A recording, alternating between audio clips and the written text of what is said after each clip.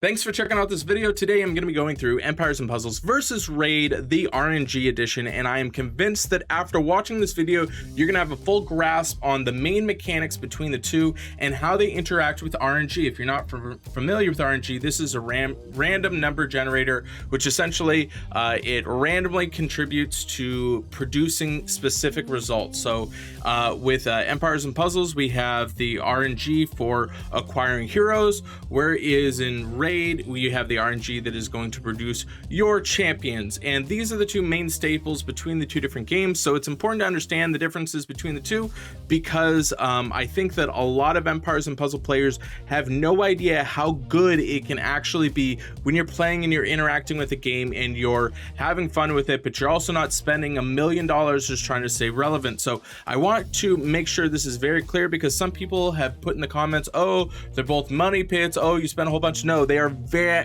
vastly different in comparison between the two, so it's very important for you guys to understand that. First and foremost, we got to talk about the differences between them too. So obviously with Empires & Puzzles we have heroes, which these are designed to level up. You bring them, you ascend them up, you put on emblems, you put on aethers, you have all the troops and everything like that. So there's a whole bunch of stuff you need to do to acquire your heroes, whereas in Raid you have champions that you are going to level up, and they can be 3, 4, 5 stars. You level them up, they all have the same level up capabilities. Doesn't matter if they're rare, legendary, doesn't matter how easy it is to acquire that champion.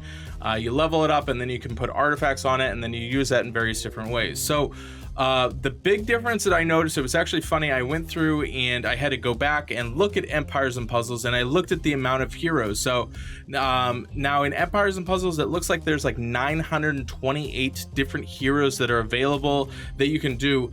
But the biggest discrepancy that they had was the 5 stars versus the 4 stars and the 3 stars. So I just did some very preliminary math on this, and I went to this website here, and this tells you every single hero that's in Empires & Puzzles. And from this, I just did a counting of the dark heroes that are involved with Empires & Puzzles, and it looks like there's 128 5-star just dark heroes that are available. And with that comes 41 dark heroes and 41 dark 4-star heroes and 31 dark 3-star heroes, which means that effectively when you are getting brand new heroes that are coming out in the game, there's such a massive difference in terms of the amount of heroes that are going to be 5 stars versus 4 stars, and you have such a high probability that you are going to get a character that just isn't what you want. Because you have so many different options at such a low percentage, they've specifically set up a way to where you will never obtain all of the heroes. I have not met a single player in Empires & Puzzles that has every single hero. It just doesn't happen. You could spend $30,000 a month and you are still not going to achieve that. And they do this by design because they want you to keep on spending, they want you to keep on trying to acquire stuff, and they want to trick you into collecting it, which is a terrible way to do it. Now versus Raid, the way that they have this, if you see here, the legendary heroes, which is essentially the 5 stars, is very similar to the 4 stars and the 3-star champions that they have in the game, which means that you have a much higher probability of getting the different champions in much different ways, and they keep it extremely balanced.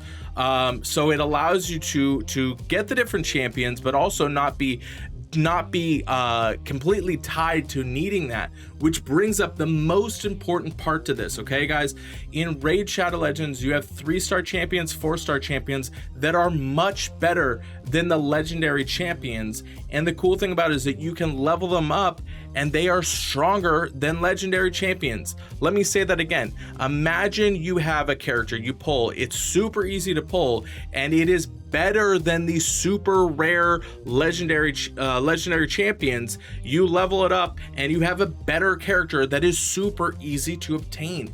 That would never happen in Empires & Puzzles, and you have so many different options to pick from, so many different options to choose, and you can still bring them all up and be super relevant without spending a whole bunch of money.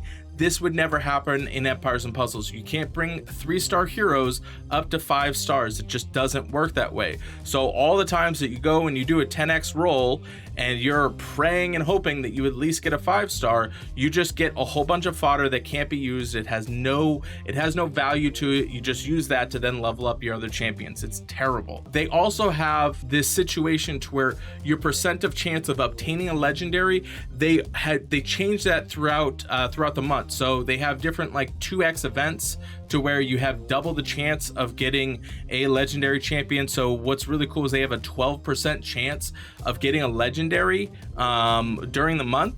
And then they also do boosted on different legendary champions that you really want, which never happens. Pretty much our odds are always the same in Empires and Puzzles. You have a situation to where it's like 1-2% max, that's it, and it's a whole bunch of crap, because again, we're battling with 128 5-star dark champions that you have a percentage of getting pretty much your 15th Sartana, and you're just in this stuck place where you're continuously trying to re-roll to get it, and you have no options of really doing much with that.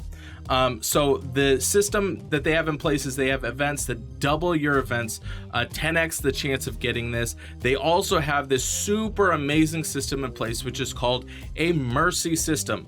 So imagine in Empires and Puzzles the amount of times that you may have done rolls, you've tried to do a whole bunch of stuff, and you've spent like, I don't know, $300 or whatever X amount of dollars you spend, you did 50 summons, and you still didn't get a 5-star champion. This has happened. This is probably the biggest complaint that people have when it comes to Empires and Puzzles. Well, they guarantee that you will get legendary, and what's really cool about it is they have different shards in Raid Shadow Legends that allow it to have a mercy system that will re-roll based on the shard. So it's not just flat whether or not you get a legendary on it. Depending on what shard you have, they all have their own unique mercy system, which means that you are guaranteed to get legendaries or epics just by continuing to go through and do it. You will never be in a situation to where you spend a whole bunch of money and you never get a legendary. They just don't have that system in place, which is absolutely awesome. One big thing too that you have going in with Empires and Puzzles is you are held and committed to that single specific hero. You got to level up. Like, I remember debating, do I use my Aethers on my offense team? Do I use it on my defensive team? And it was pretty much standard that you're pretty much putting all of your resources on a very single amount of different heroes. You don't have enough resources to be able to put them into it to really level them up. Like getting characters to level 80, I'm sure you can look through anybody that's been playing for a long time. There's a whole bunch of characters in there that they want to level up to 80. They either level them up to 80 and they never use them, or they're just sitting there on their bench doing nothing, collecting dust in their account. That is not the case in Raid Shadow Legends. You have so many different uses for all of your different champions. Not to mention, again, you're taking 3-star champions and you're bringing them up to 6 stars, just like the legendaries, and those all have super beneficial uses throughout all of the games. So you're not using the one same team this entire time. You've got different events, different things that you're getting, and you never have to worry about should I commit all of these resources to one thing, because you have ample amount of resources that are given to you and ample opportunities to use your champions in a bunch of different ways. So I can guarantee you, anybody that's watching this, go look at your heroes that you have and look at how many are unleveled, because you just don't have enough resources. And then even if you do level up a whole bunch, they're just sitting on your bench doing nothing. You're using maybe the same 10 to 20 different heroes every single day. Maybe you switch, the Titan changes, and that's it. With Raid, you always have so many different ways that you can use your different champions, and it is awesome for that. The one thing that I will say with Raid that can be a little bit more of an issue is the fact that they do have more RNG when it comes to the artifact situation. So you are collecting different things to make your hero or your champions even stronger. So there's RNG in that and being able to upgrade that. But the cool thing about it is, if you decide you don't want this champion to hold this artifact, you can go ahead and bring it over. They have free events to where you can move your artifacts over to different champions as well too. They have different tools that you can go ahead and re-roll specific stats. So if you want something different, they have implemented that. So they have lots of different ways that are combating that emotional or attachment to physical items and then being able to make your champion stronger without really changing the game too much. So I really recommend you download, check out Raid Shadow Legends. Just try the game out. Let me know what you think. Let me know in the comments if you've played Empires and Puzzles and played Raid. I definitely want to hear from your feedback. Leave it down below. I appreciate all the support. I'll see you on the next video.